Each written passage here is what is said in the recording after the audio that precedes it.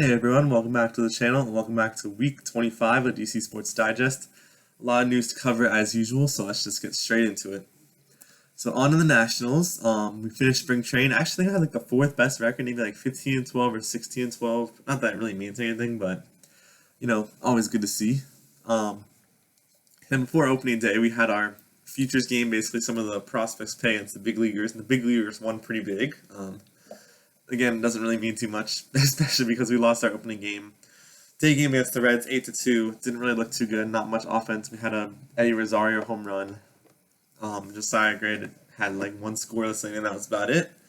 Other news from that game was before the game, I think Nick Sensa, one of our free agents pickups, injured his thumb. So Trey Lipscomb is going to be called up, one of the prospects. Might even have a chance to play today, so congrats to him. Obviously, fortunate to see someone go down literally before the game even starts, but a chance for one of our prospects to maybe play well, and like he actually could get some decent playing time because he might be the everyday third baseman or whatever. So it'll be interesting to see how that happens. Got the Reds series finishing, I guess tonight and tomorrow. Then we got the Pirates series for the home opener, and then the Phillies series starts on Friday.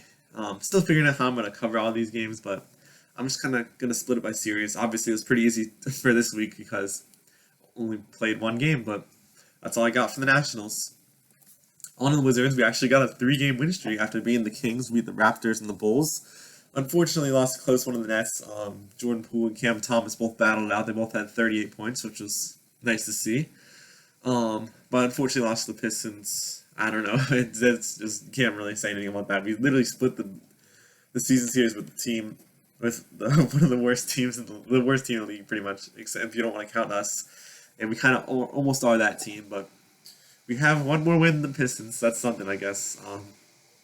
And I enjoy the winning, but also I do want to stay in that bottom 3 to get some of those draft picks. But I think we will, especially with some of our young guys getting opportunities like Jared Butler, Jules Bernard. We just got Tristan Vucevic, who was our second round pick. I think he was like playing like EuroLeague. He came back, so a lot of different other guys getting minutes because we have a lot of injuries still. Tyus is still injured, so JP actually was at point guard during that 38-point performance, so maybe that's a better fit for him. I don't know. I feel like it's a lot of it with him is fit because I feel like he's been improving now. It's just he's just not getting showed enough praise for it. So we'll see what happens with him. Hopefully he can turn it around because it's a huge contract he has. And we'll see. Season is getting close to the end, so I guess that's a good thing. We can look toward the draft. But in the meantime, we have the Heat, Bucks, Lakers, and Trailblazers coming up this week, and that's all for the Wizards. And on to the Caps, beat the Jets and the Red Wings. That was definitely a very stressful game against the Red Wings, and really an important one because they're the team right behind us. But unfortunately, the Maple Leafs just played really well against us. It's kind of frustrating. We lost them. I think it was like pretty bad. I thought it was like 5-1 or something, but yeah, we still are 2 points ahead of that the Red Wings for that second wild card spot, and 1 point away from the Flyers for a third in the Metro. So that would be really good if we get to that. And for both teams, we still have one more game against each of those teams, so we still have those games in hand, like they always like to mention. Definitely gonna be some big games, especially as a couple teams are starting to clinch the playoffs. We're hopefully gonna get there soon. I think we have 8-10 more games left. We got the Bruins tonight. It's gonna be a tough one. Sabres, Penguins, and Hurricanes. Hopefully we can pick up some wins there. And that's all for the Capitals. Finally, on to the Commanders. We still are continuing with all our free agent signings. We signed guard/center Michael Dieter. More of like a depth piece, but still a pretty solid depth piece in my opinion. And wide receiver Olamide Zaccheaus. Again, probably a depth piece. I'd say, sadly, he might be a wide receiver 3 right now, but yeah, we're going to hopefully bolster that wide receiver room, at least the camp body. And maybe he can make a roster for that. We'll see. And then we had the pro days conclude. We recently saw Jaden Daniels and Drake May. I definitely watched through those. And yeah, it's really a tough call. I think before the pro days, I was maybe like 60% Jaden Daniels and 40% picking Drake May.